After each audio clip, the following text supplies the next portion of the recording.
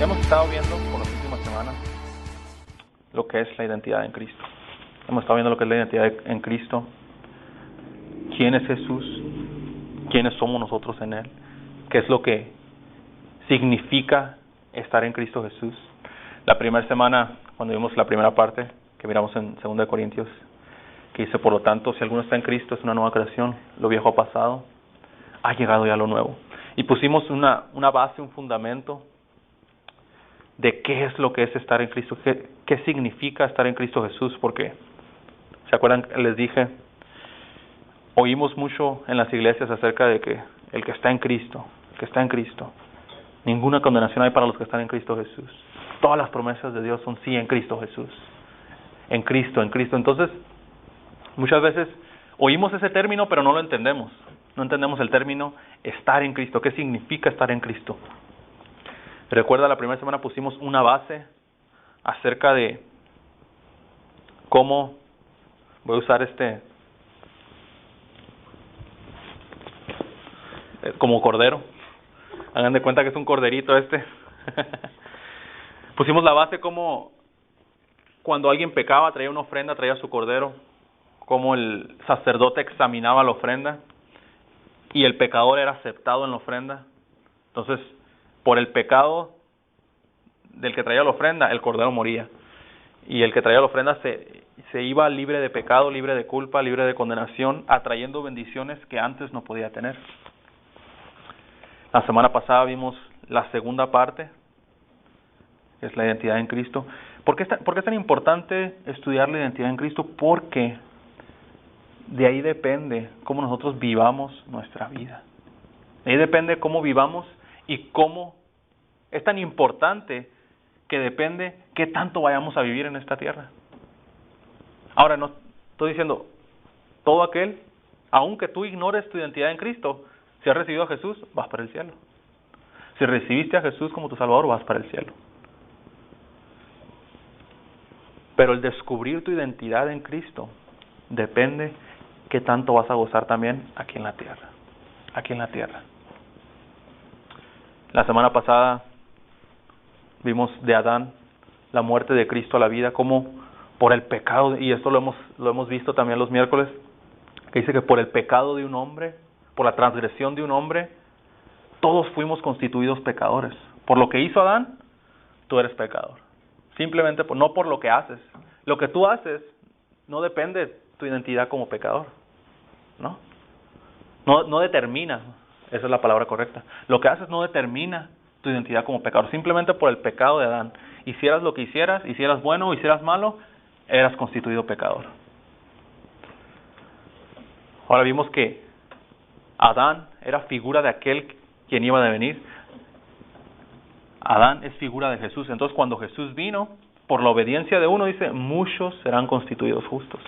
De la misma manera, ahora, cuando has aceptado a Jesús, eres constituido justo independientemente de lo que hagas. Ahora, no te estoy enseñando a que vivas la vida loca como Ricky Martin. No te estoy incitando a eso. Pero más sin embargo, independientemente de lo que hagas, delante de los ojos de Dios, eres justo. Delante de los ojos de Dios, eres justo. Y nos basamos en Romanos, ya no lo tengo aquí, y también hemos estado viendo este versículo, 1 Juan 4:17, que dice, en esto se perfecciona el amor en nosotros, para que tengamos confianza en el día del juicio. Pues como Él es, así somos nosotros en este mundo. En eso toda tu identidad en Cristo se resume a este versículo. Como Él es, así soy yo en este mundo. Tu identidad, todo lo que contiene la identidad en Cristo Jesús se resume en este versículo. Y muchas veces leemos los versículos y muchas veces leemos simplemente por culpa, ¿no? Ay, porque no he leído y voy a leer unos 4 versículos ya para quitarme este cargo de conciencia que traigo. Pero si nos ponemos a meditar en este versículo, como Él es, así soy yo en este mundo. Y vimos la semana pasada como Él es en tiempo presente. ¿Cómo está Jesús ahora? Sentado a la diestra de Dios. Ahí también dice la Biblia que estamos sentados a la diestra de Dios con Cristo Jesús. Estamos sentados en lugares celestiales. Hicimos la pregunta, ¿está Jesús bajo el favor de Dios? Así también estás tú. ¿Puede Dios, mira, porque en un tiempo, antes de que Jesús se sentara a la diestra de Dios, se podría decir una semana antes o un tiempo atrás, el mismo cuerpo de Jesús estaba lleno de todos los pecados del mundo. Y Jesús fue castigado por todos los pecados. No habiendo cometido ningún pecado, fue castigado por todos los pecados. Entonces, una vez que ya ascendió, dice el apóstol Pablo que se levantó y se levantó sin pecado. Y se sentó a la diestra de Dios. ¿Puede Dios, una vez ya sentado a la diestra, castigar otra vez el pecado en el cuerpo de Jesús? Así también, como Él es, así somos nosotros en este mundo. Todo la identidad en Cristo Jesús se resume en este versículo. Como Él es, así soy yo.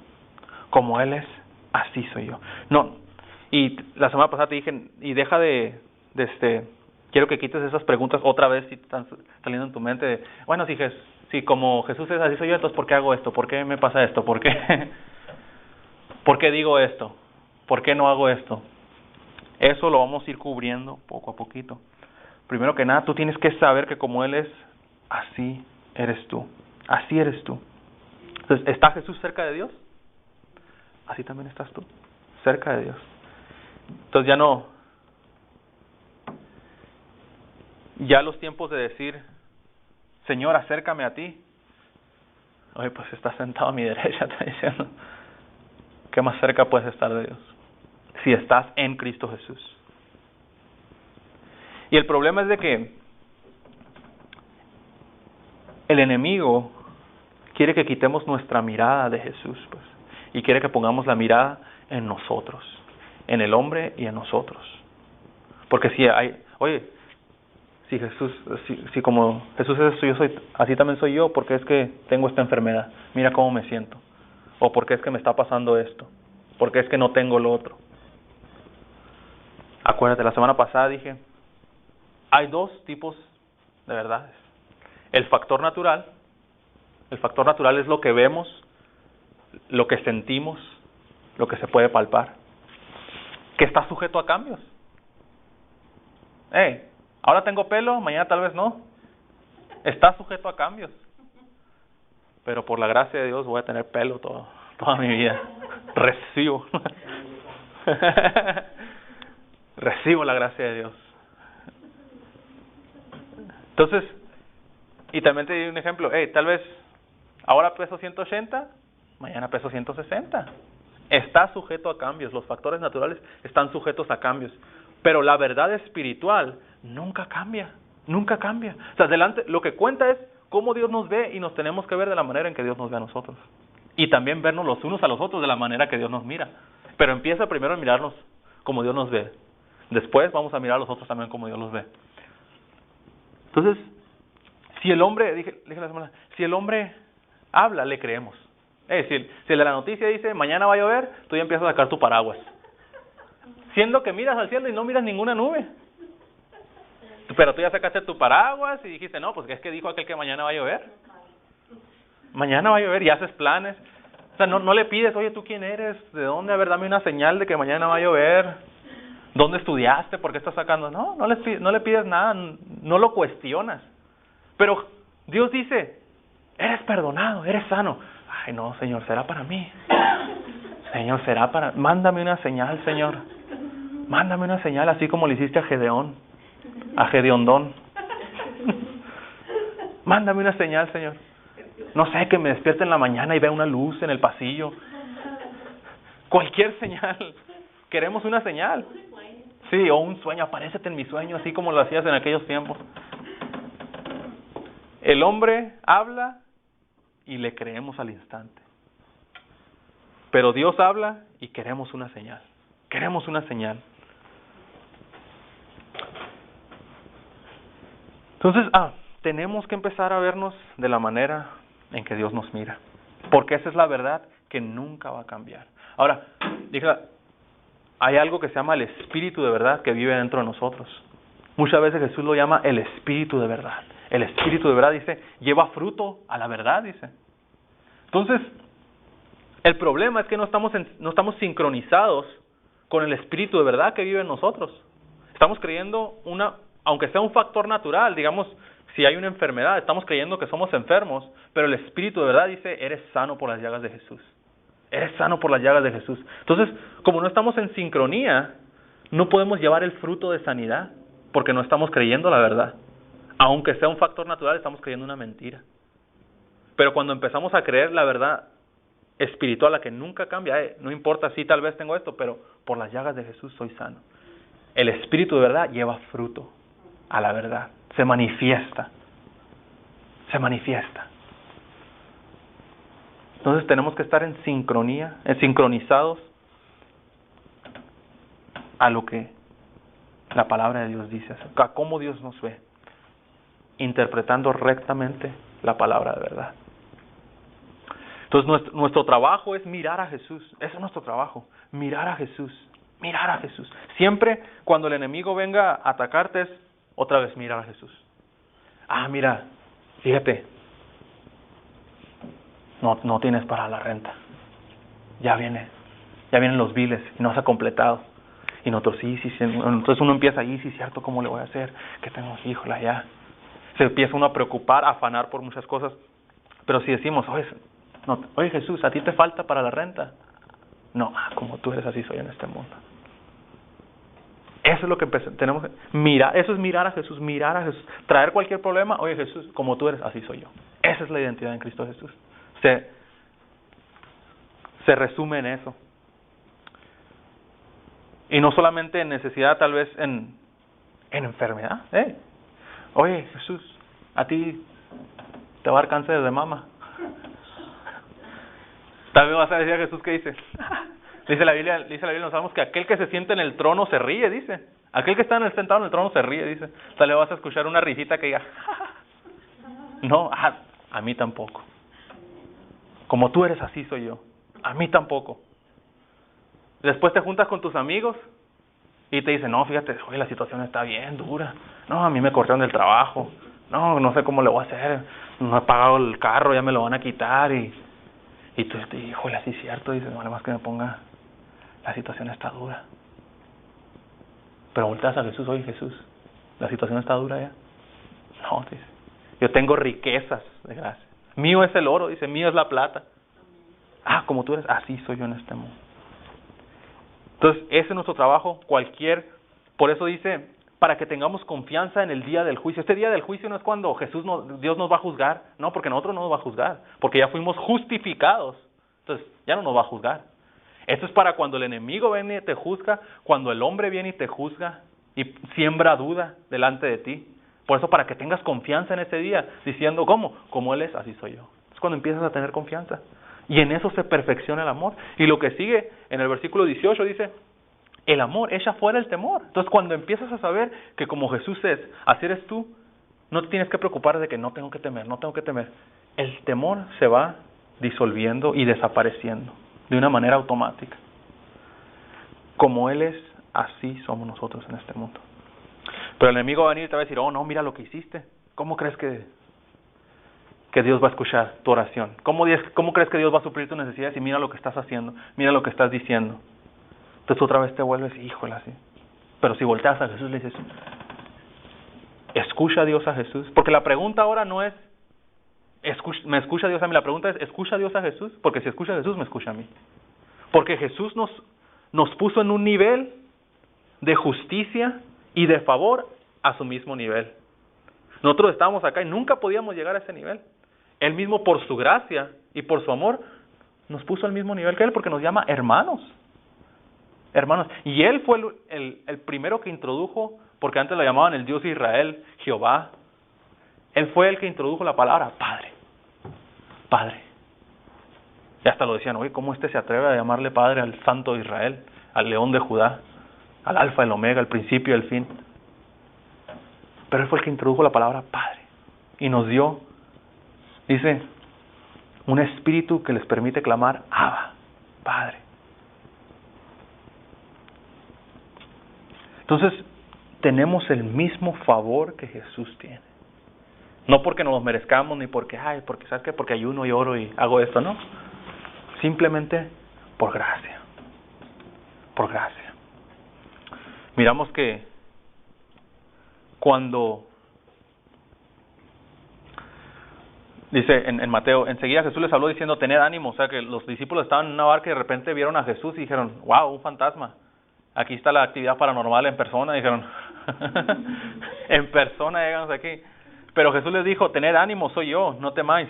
Entonces Pedro le respondió y le dijo, Señor, si eres tú, manda que yo vaya a ti sobre las aguas. Y él le dijo, pues ven. Y descendiendo Pedro de la barca, andaba sobre las aguas para ir a Jesús.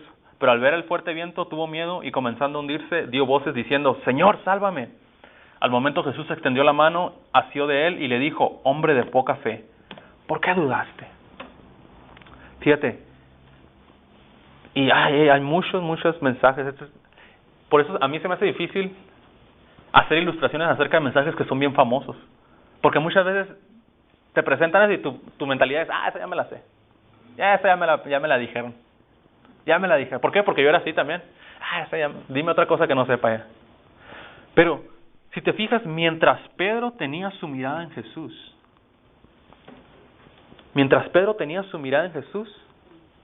él se iba transformando a la misma imagen de Jesús. Porque Jesús estaba caminando sobre el agua y Pedro estaba caminando iba siendo como Jesús. Como Jesús era, así era él. Mientras tenía su mirada en Jesús. Cuando quitó la mirada de Jesús y tal vez porque el enemigo le dijo, Pedro, ¿qué te pasa? Si no eres delfín tú, no se supone que debes de caminar en el agua. Eso es algo sobrenatural, no lo puedes hacer, mira las olas, mira el viento. Entonces Pedro dijo, sí es cierto que no, se supone que no debo caminar en el agua. Empezó a mirar el fuerte, quitó la mirada de Jesús y fue cuando empezó a hundirse. Cuando quitamos la mirada de Jesús es cuando las preocupaciones nos empiezan a dominar, los miedos. Entonces, nuestro trabajo es mirar a Jesús. Aun cuando venga una persona, te digo, y trate de meter condenación a nuestra vida, siempre nuestro trabajo es volver. Jesús, ¿piensas que te va a dar un ataque al corazón a ti un día de estos? No, como dije la semana, puros ataques de fortuna y de amor. ¿Por qué? Porque nos empezamos a alimentar, pues, de los miedos de otra persona. A mí siempre me impresiona. Tú ves una revista que dice, ¿no? Salud es vida, entérate. Es más, ¿no? Sin hacerle publicación a la Univisión 33 de aquí de Phoenix. Salud es vida, dicen, ¿no? Entérate. Y de todo lo que hablan, ¿no? Pues fíjate que el tanto por ciento de estas personas van a sufrir de esto, tanto por ciento padecen de esto, y tú dices, híjole, ¿lo tendré yo? No te hablan de nada más que de pura enfermedad. No te hablan de salud. Te hablan de pura enfermedad. Entonces nos empezamos a alimentar de eso. Entonces y empiezan los miedos. ¿Sabes qué? Que tales personas que comen frijoles les da un ataque al corazón. Y te dices, híjole, yo como frijoles. ¿Qué tal si me da un ataque al corazón a mí? Entonces siempre nuestro trabajo es voltear, poner nuestra mirada en Jesús. Olvidando el pasado, dijo el apóstol Pablo, pongo y fijo mi mirada en el autor de la salvación. Olvidando lo que haya pasado. Y estaba platicando con una persona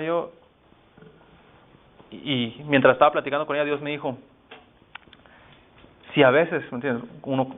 Mi pueblo dice, por cualquier cosa se anda condenando. Por cualquier cosita, que si no lee la Biblia se anda condenando. Que si lee la Biblia se anda condenando porque no leyó lo suficiente. Que si no ora se anda condenando. Que si ora 1 hora, porque nomás ora 1 hora se anda condenando. Si ora 5 horas, nomás 5 horas. Entonces, por cualquier cosa se anda condenando mi pueblo, dice. Pero, fíjate a mi siervo Pablo, dice. Ahora sí se podría decir, él tenía motivos para condenarse, porque había perseguido a la iglesia, había matado a gente de la iglesia. Mas, sin embargo, ¿qué dijo Pablo? Ninguna condenación hay para los que están en Cristo Jesús. Ni olvidando el pasado, dice, no importa, pongo mi mirada en Jesús. Entonces, si habría, ahora sí, se podría decir, alguien que tenía derecho a condenarse, era Pablo. Mas, sin embargo, entendía el sacrificio de Jesús y decía, ninguna condenación hay. Ninguna condenación hay. Entonces, vamos a continuar viendo lo que es la identidad en Cristo. Parte 3. Y quiero empezar en Primera de Juan. Ahí hemos estado en Primera de Juan, capítulo 4.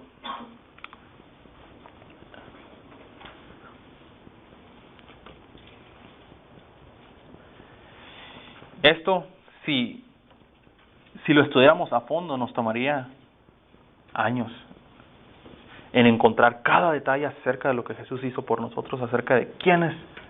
Pero muchas veces nosotros queremos hacer un resumen, pues, para que agarren la idea y empiecen a actuar en lo que ya son. Vamos a ir a 1 Juan capítulo 4, versículo 16. Dice: y nosotros hemos llegado a saber y creer que Dios nos ama. Y ahí vamos a parar un rato.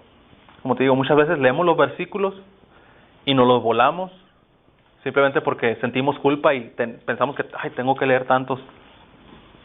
Pero cada versículo es inspirado por Dios, lleno de verdad. Entonces dice, nosotros hemos llegado a saber y creer que Dios nos ama. Y les estaba diciendo el miércoles, yo tal vez te pueda ayudar, no que sepa mucho, tal vez te pueda ayudar en el conocimiento, en que sepas. Pero el creer, esa ya es tu decisión. Ya es tu decisión creer a lo que yo te estoy diciendo. No, así porque a veces le crees al que dice las noticias que va a llover, tomaste la decisión de creerle, decir, es que le voy a creer y voy a accionar en lo que ya creo. De la misma manera, yo te puedo ayudar en el conocimiento un poco, pero ya es tu decisión creer y accionar en lo que ya estás creyendo. Tomar acción en lo que ya estás creyendo. Nosotros hemos llegado a saber y creer que Dios nos ama. Y la semana pasada estaba diciendo que muchas veces las esposas le dicen al esposo, oye, ¿me amas? Y le dice, oye, pues si no te amara no me hubiera casado contigo. No cometo el mismo error, le dije yo a mi esposa. No me vuelvo a casar. ¿Me amas? ¿Me amas? Le dice. Y la verdad es que el esposo ama a la esposa. Mas sin embargo la esposa no cree en la verdad que él la ama. Y por eso pregunta. De igual manera también di ejemplo de los hijos. Muchas veces los hijos piensan que el padre no los ama, o los papás no los aman, siendo que el padre los ama. Pues, pero no entendemos y no creemos en esa verdad. Entonces hay una gran diferencia entre creer y saber. Como te dije, si el hombre habla, le creemos. Muchas veces hasta uno va bien distraído. Cuando yo iba en el metro, cuando estaba yendo a la escuela, iba en el metro y iba bien distraído, iba soñando, despierto.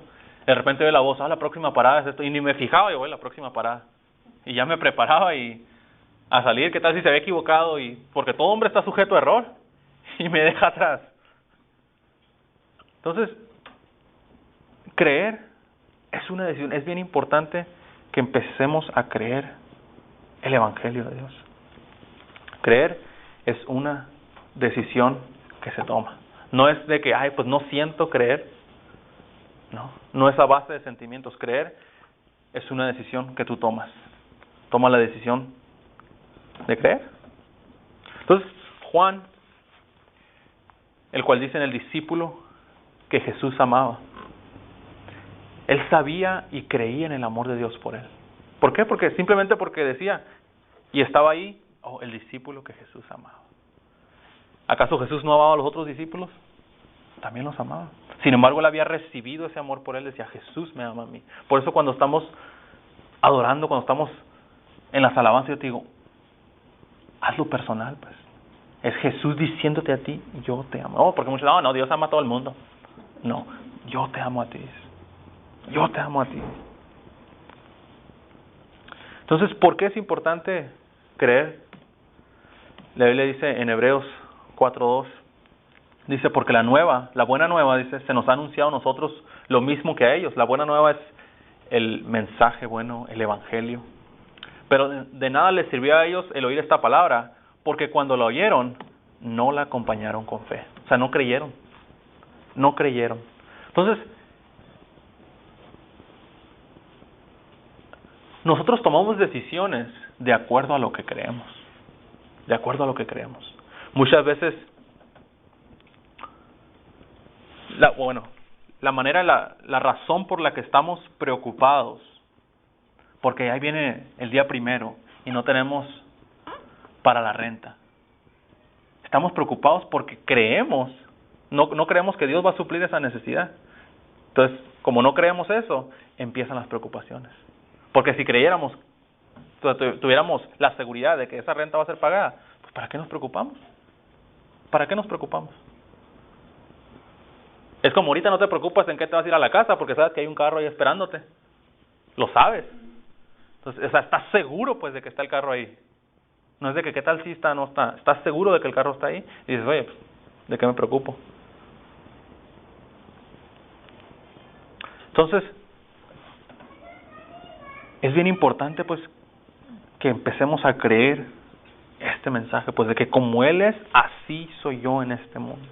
Independientemente de cómo me sienta, independientemente de lo que tenga, independientemente de lo que haga, como Él es, así soy yo. Entonces cuando empiezas a creer eso, como te dije, el Espíritu de verdad va a llevar fruto a la verdad. Va a llevar fruto a esa verdad que estás empezando a creer. Dice que de nada les sirvió a ellos el oír esta palabra, porque cuando la oyeron, no la acompañaron con fe. No creyeron, pues. Dios les dijo, los he traído a mí. Cuando Dios los sacó de Egipto, fíjate. Dios los sacó de Egipto. Llegaron al mar y dijeron, oye, nos sacaste aquí para morir. No le creyeron que los llevaba a la tierra, ya les había dicho que los llevaba a una tierra prometida. No la acompañaron con la fe. Dijeron, oye, nos trajiste aquí a morir. Y luego después otra vez volvían a murmurar, nos trajiste aquí para morir de hambre, para morir de sed. No la acompañaron con la fe. Entonces, como te dije, creer es una decisión. Y quiero que vayamos a Jeremías 17, del 5 al 8. Jeremías 17, del 5 al 8. Entonces, es bien importante lo que creemos, pues, y es bien importante que empecemos a creer lo correcto. Empecemos a vernos de la manera que Dios nos ve. Empecemos a mirar a las otras personas de la manera que Dios nos ve. En Jeremías 17, del 5 al 8, habla acerca de dos hombres. El hombre maldito y el hombre bendito. ¿Cuál quieres ser tú? El bendito, no, yo también. El hombre bendito. Entonces dice, en Jeremías dice, así ha dicho el Señor, maldito el hombre que confía en otro hombre, que finca su fuerza en un ser humano y aparta de mí su corazón. Ese hombre será como la retama en el desierto, cuando el bien llegue no lo verá. Al contrario, vivirá en las sequedades del desierto, en lugares completamente despoblados. Entonces quiero primero hablar acerca del hombre maldito, del maldito hombre. Si te fijas, ¿cuál es el pecado de este hombre? ¿Acaso mató a personas? ¿Acaso fue de adúltero? ¿Se fue a fornicar?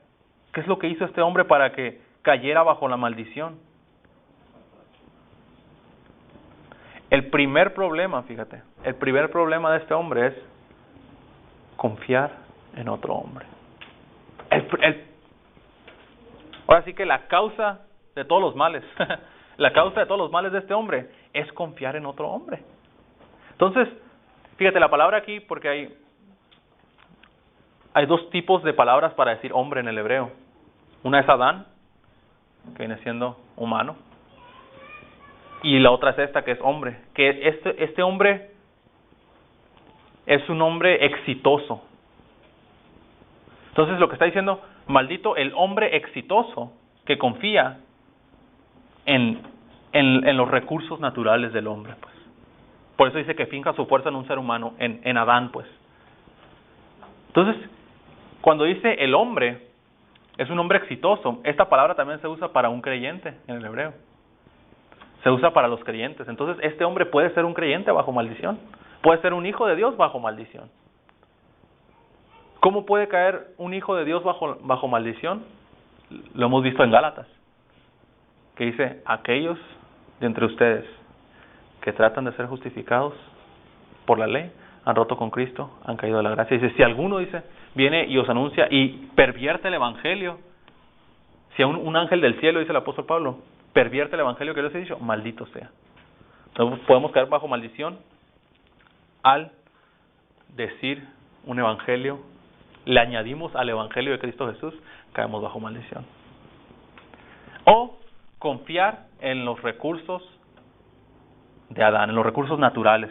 Entonces, maldito el hombre, dice, que confía en el hombre, en otro hombre, que finca su fuerza en un ser humano. Entonces, como te dije, este hombre puede ser un creyente que piensa que por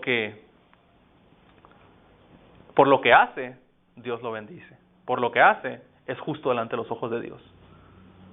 Si no lo hace, entonces Dios no va a bendecir, Dios no lo va a mirar justo. Puede perder su posición como justo delante de Dios, porque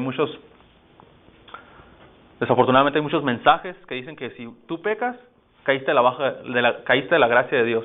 Has perdido tu posición como justo, pues. Entonces, un hombre que piensa de esa manera está bajo maldición. Por eso dice, maldito el hombre que confía en el hombre. Y aparta de mí su corazón, dice. Confía en un ser humano, aparta de mí su corazón. Ese hombre, dice, será como la retama en el desierto. Cuando el bien llegue, no lo verá. Yo te pregunto, ¿el bien llega a su vida? En la vida de este hombre, el bien llega. Mas sin embargo, no lo ve. No aprovecha las oportunidades se puede decir las oportunidades que da la vida, cuando sabemos que las oportunidades que da Dios. No las aprovecha, no las ve. Aunque las oportunidades llegan, no las aprovecha. No las sabe aprovechar. No ve el bien. Siempre se está quejando de su vida, siempre mirando a otros. Mira que ellos tienen esto, mira que ellos tienen... Y no empiezan... La palabra correcta es... No aprecian lo que tienen. No aprecian lo que tienen. Siempre están mirando a la familia de los Pérez, de los González, ¿entiendes? De los otros. Mira que ellos son así, aquellos tienen esto. Aquel hermano tiene una esposa así, mira. O aquella hermana tiene un esposo así. Entonces, cuando el bien llega, dice, no lo ve. Al contrario, dice, vivirá en los sequedales del desierto, en lugares completamente despoblados. Entonces, el error de este hombre es confiar en la naturaleza, en el hombre. Como te dije, muchas veces el doctor viene y te va a decir, oye, ¿sabes qué? Como tu papá, tu abuelo y tu bisabuelo tuvieron diabetes y ataques al corazón, pues, ¿sabes qué? Tú también las puedes tener. Entonces tú te vas diciendo, oye, empiezas a ver tu árbol genealógico diciendo, oye, sí es cierto, tuvo esto, ahora estás confiando otra vez en el hombre. No estás diciendo, oye, Jesús, como tú eres, así soy en este mundo. Volviste a quitar la mirada de Jesús una vez que empezaste a ver tu árbol genealógico, porque estás confiando en la genealogía de Adán. Cuando el bien llegue, no lo verá. Ahora, como te dije, habla del hombre maldito y el hombre bendito. Yo quiero ser el hombre bendito. Si es que vamos a ver el hombre bendito, dice. En el versículo 7 dice, pero bendito el hombre que confía en mí, que soy el Señor, y que en mí pone su confianza. Ese hombre es como un árbol plantado junto a los arroyos, echa sus raíces junto a las corrientes, y no se da cuenta cuando llega el calor. Sus hojas siempre están verdes, y en los años de sequía no se marchita, ni deja de dar fruto. Entonces se podría decir, ¿cuál es el primer paso? ¿O qué es lo bueno que está haciendo este hombre? Poner la confianza en Dios, en primer lugar. Poner la confianza en Dios. Ahora, fíjate. Antes, la gente aprendía acerca de la confianza en Dios. Tener fe en Dios. Es una cosa, fíjate, hay dos tipos de fe, ¿no? Es la fe en Dios. Tener fe en Dios. Y antes así la gente tenía fe en Dios. No importa que muchas veces las cosas no sucedían, ellos se apoyaban en saber, sabes que Dios es bueno. Dios es bueno, no importa, tal vez estoy pasando esto, pero sé que Dios es bueno. Después aprendieron acerca de la fe de Dios, a confesar la palabra de Dios, porque es la fe de Dios esa, a confesar la palabra de Dios. Pero ahora tenemos el asunto al revés. Ahora en las iglesias se nos enseña a confesar la palabra de Dios y después no nos enseñan a tener fe en Dios.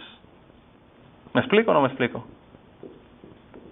La generación pasada, fíjate, aprendió primero acerca de tener fe en Dios y después aprendió de la fe de Dios. Ahora se nos enseña de la fe de Dios y a confesar. Cuando llegamos a las iglesias, tienes que confesar la palabra. Y entonces nosotros, pues, tenemos que, y pensamos que es como el genio de la lámpara, ¿no? Que decimos y pasa. Entonces, cuando cosas no pasan, nos quedamos, oye, ¿qué pasó? A mí me enseñó que tengo que decir. No nos enseñan acerca de la fe en Dios. Como te digo, en la generación pasada, cuando cosas no sucedían, se apoyaban en, sabes que Dios es bueno, Dios es amor, no importa, tal vez no esté pasando, pero sé que Dios es bueno, cosas buenas van a pasar. Entonces yo quiero primero que empieces a tener esa confianza en Dios. Al rato vamos a aprender del poder que tiene nuestra lengua, ¿cómo no? El poder, hay poder en la lengua. La vida y la muerte se hallan en el poder de la lengua, dice Proverbios. La vida y la muerte. Entonces, dice, bendito el hombre que confía en mí, que soy el Señor, y que en mí pone su confianza. En pocas palabras, eres bendito cuando te dice el doctor, ¿sabes qué? Parece que tienes cáncer. Y tú dices, oye, Jesús, ¿tienes cáncer tú? No, como tú eres, así soy yo. Así estás poniendo tu confianza en Dios. Como tú eres, Jesús, así soy yo. Eso es poner la confianza en Dios. Hay una base que tenemos, pues, que es el sacrificio de Cristo Jesús. No, eso no es ciencia cristiana, como les dije la semana pasada, porque la ciencia cristiana hace, ¿cómo se dice? Deny. Niega la existencia de problemas. Niega la existencia de enfermedades. Dicen, no estoy enfermo. Nosotros no estamos negando la existencia. Tal vez si está la enfermedad en tu cuerpo, estamos negando el derecho a existir en tu cuerpo. Eso es lo que estamos negando. No tiene derecho a existir en tu cuerpo. La situación no tiene derecho a existir en tu familia. Estamos negando el derecho, no estamos negando la existencia. Es un factor natural, como dije hace rato, sujeto a cambios. Que va a cambiar. Bendito el hombre que confía en mí, que soy el Señor, y que en mí pone su confianza, dice. Ese hombre, fíjate, la diferencia, es como un árbol plantado junto a los arroyos. Echa sus raíces junto a las corrientes y no se da cuenta cuando llega el calor. ¿Qué quiere decir esto? No se da cuenta cuando llega el calor. Miramos que el hombre maldito decía, cuando llega el bien, no lo ve. O sea, no se da cuenta cuando llega el bien. El bien llega a su vida, pero no se da cuenta. Aquí cuando llega el calor quiere decir, no se da cuenta cuando llega el mal. Ahora quiere decir que el hombre bendito no sufre, tal vez, no vienen circunstancias adversas a su vida. Claro, sí vienen, pero no se da cuenta. No se da cuenta cuando llega el mal. Tal vez el enemigo le tira dardos y todo. El enemigo siempre, pero tal vez no se da cuenta. ¿Por qué? Porque está confiando en Dios. Está confiando en Dios. Sus hojas siempre están verdes. Y en los años de sequía no se marchita ni deja de dar fruto. ¿Quiere decir que años de sequía vienen a la vida del hombre bendito? Sí. Mas sin embargo no se marchita ni deja de dar fruto. Aunque estamos en una recesión, tiene dinero y hasta de sobra. No importa cómo está la recesión. La recesión llega a su vida. Así como Isaac, dice, Isaac sembró en la región de sequía. Fíjate, tenían una recesión en aquellos tiempos. Y en los tiempos antiguos, todo era a base de la agricultura, pues, lo que sembraban. Dice que había una sequía. Entonces había polvo. Imagínate sembrar en el polvo, pues, ¿qué agricultor va a hacer eso? Mas, sin embargo, Isaac sembró y cosechó en aquella región de sequía. Al 100%.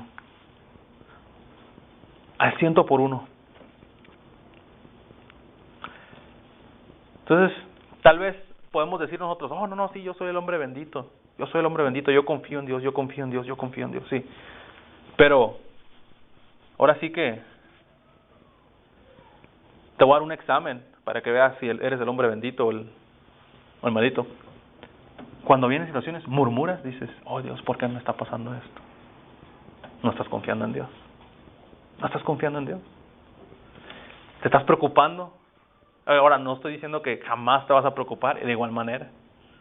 Tal vez hay momentos que sí nos vamos a preocupar, pero como te dije, nuestro trabajo otra vez es poner nuestra mirada en Cristo Jesús. Poner nuestra confianza otra vez en Cristo Jesús. ¿Pero acaso vives preocupado? ¿No estás confiando en Dios? ¿Vives con temor? ¿Temor a perder tu salud? ¿A perder a un ser querido? ¿Temor al futuro? No estás confiando en Dios. No se da cuenta cuando llega el mal. Y no se marchita ni deja de dar fruto en los años de sequía.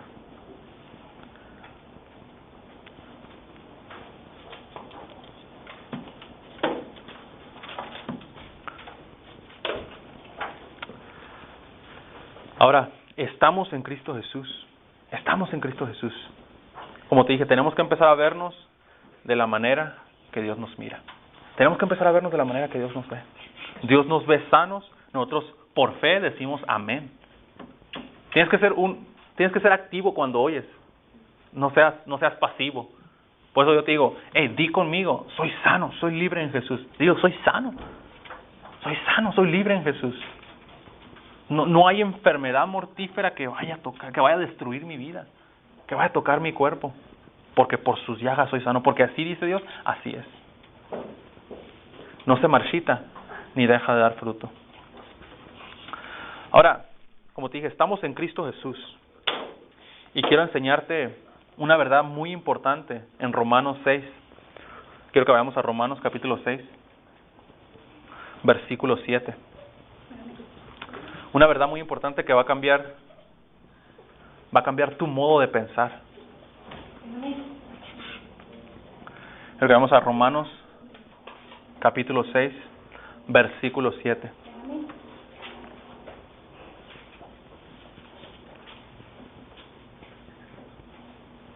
¿Ya estamos ahí?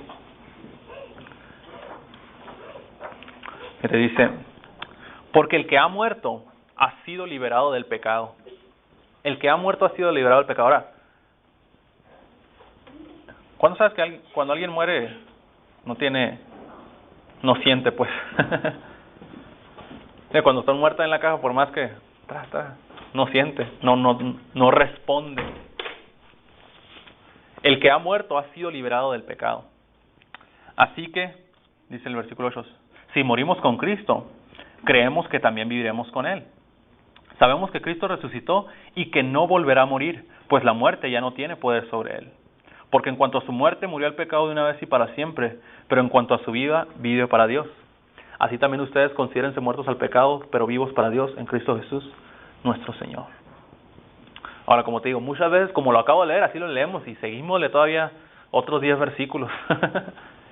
Pero nos vamos a detener aquí y vamos a meditar y a sacar las verdades que están aquí escondidas.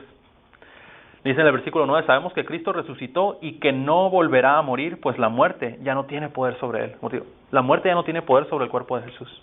Ya no tiene poder. No puede volver a morir.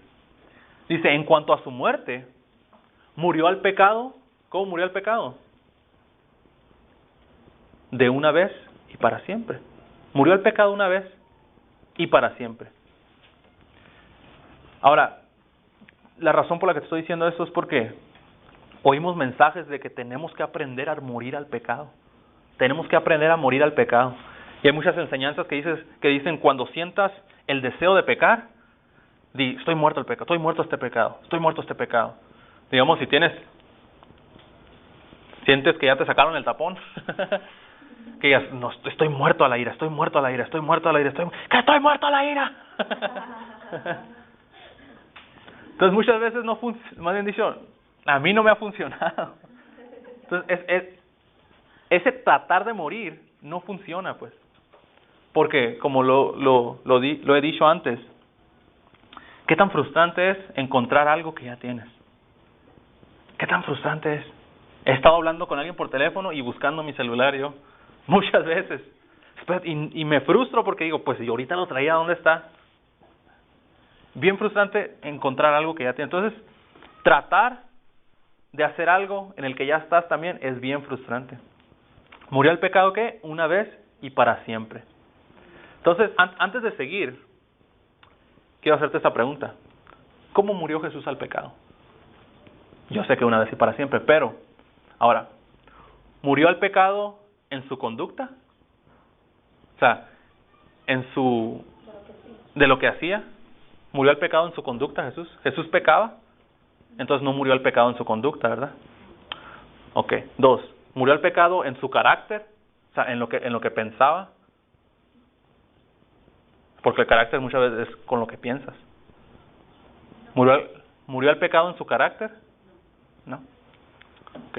La razón por la que te digo esto es porque hay muchas enseñanzas que dicen, tienes que morir al pecado en tu carácter, en tu pensamiento, en tu palabra y en lo que haces.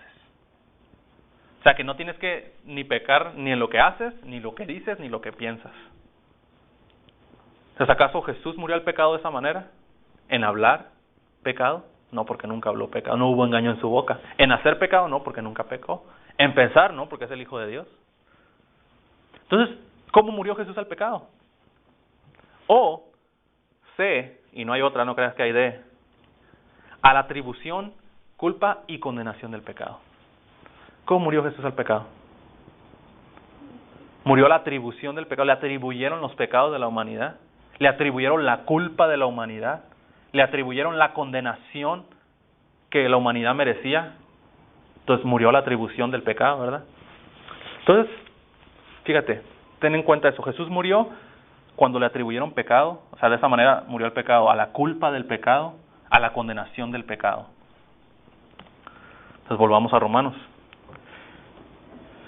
Jesús murió al pecado de una vez y para siempre, pero en cuanto a su vida, vive para Dios. Así también ustedes. Considérense muertos al pecado, pero vivos para Dios en Cristo Jesús nuestro Señor. Entonces, ¿de qué manera tenemos que morir al pecado? De una vez y para siempre. A la culpa, a la atribución del pecado y a la condenación del pecado. Tenemos que morir a eso. Una vez y para siempre. En cuanto estamos en Cristo Jesús, pues mira. Digamos que ese somos nosotros y Jesús es la Biblia. Entonces nosotros estamos en Cristo Jesús. Dice el apóstol Pablo, nuestra vida está escondida en Cristo. Estamos en Cristo. Entonces cuando Dios castigó el pecado en el cuerpo de su Hijo y cuando resucitó y resucitó sin pecado, nosotros estamos en Cristo Jesús también. Estamos en Cristo Jesús. Y lo sentó a la derecha de Dios, estamos sentados a la derecha de Dios con Cristo Jesús. Entonces, por más que alguien te diga, oh, esto está pasando en tu vida por tal pecado, te están atribuyendo el pecado. Te están culpando acerca del pecado. Tú dices, no, Jesús murió eso, yo también. Ya no hay culpa. ¿Me explico lo que estoy tratando de decir o no? Por eso es que el apóstol Pablo dice, ninguna condenación hay. Ninguna condenación. Entonces, esta palabra, fíjate, y quiero estudiar esto, esa palabra que dice, así también ustedes, es una sola palabra en el griego, que se llama logisomai, se llama la palabra. Y esta palabra quiere decir llegar a una conclusión básica a base de verdades o hechos. Entonces, porque Jesús recibió mi culpa, le atribuyeron mi pecado y recibió mi condenación y murió a eso, entonces así también yo. Esa es la conclusión a la que llegamos. Eso es cuando dice, así también ustedes considérense, eso es una palabra. Y esa logisomai viene de la palabra logos, que logos quiere decir hablar, confesar, murmurar, meditar.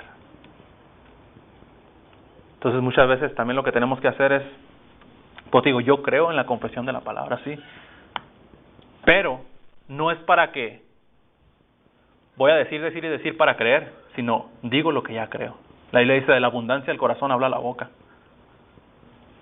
Entonces, como creo que Dios va a suplir todas mis necesidades, digo, Señor, tú eres mi pastor, nada me faltará. Nada me faltará.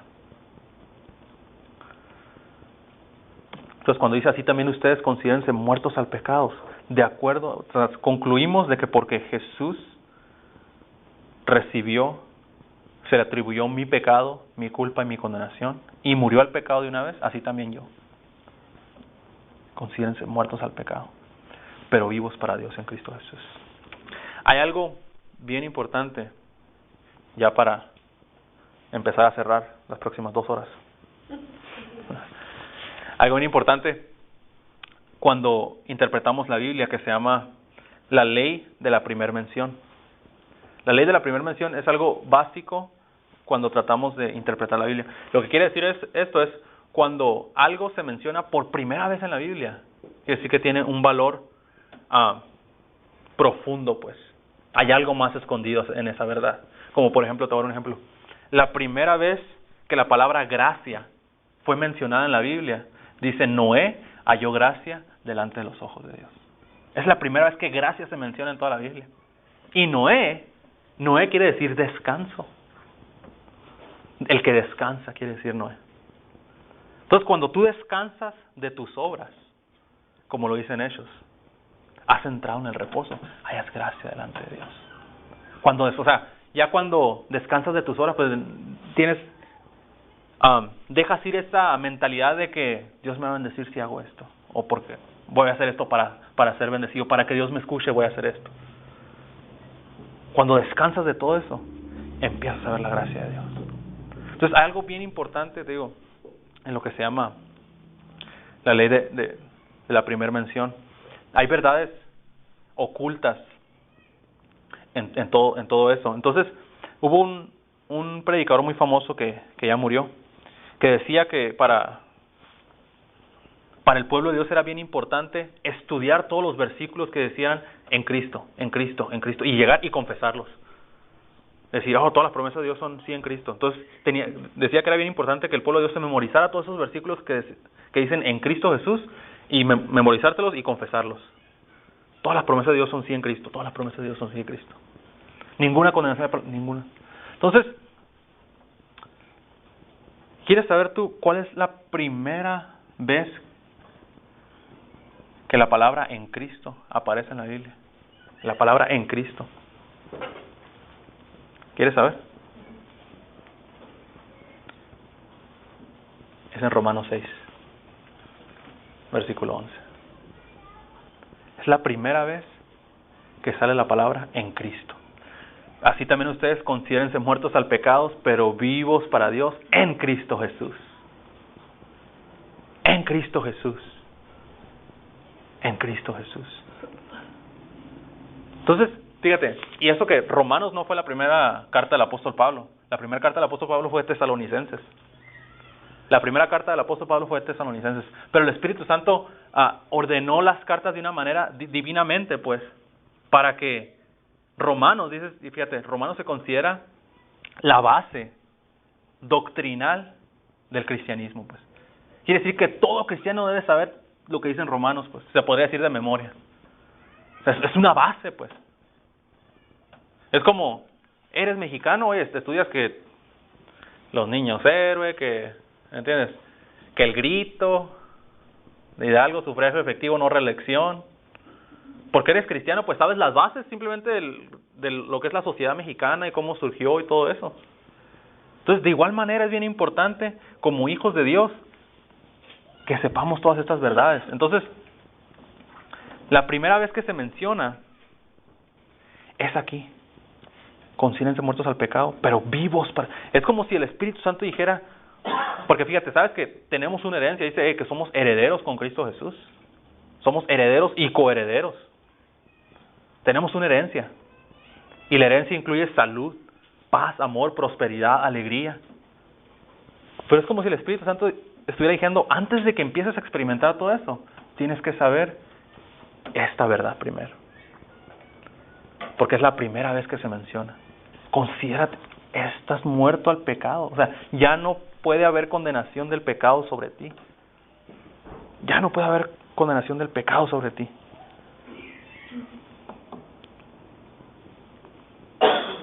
¿Me explico o no me explico? ¿Sabes cuál es la segunda vez que se menciona? Ninguna condenación hay para los que están en Cristo Jesús. La primera vez que se menciona es considérate muerto al pecado en Cristo Jesús. La segunda, ninguna condenación hay para los que están en Cristo Jesús. La segunda vez que se menciona la palabra en Cristo Jesús. Es como un tren, pues. ¿Sabes que estás muerto al pecado? Jala, no hay condenación para los que están en Cristo Jesús. Eso, jala, todas las promesas de Dios son sí en Cristo Jesús. Como Jesús es, así eres tú en este mundo.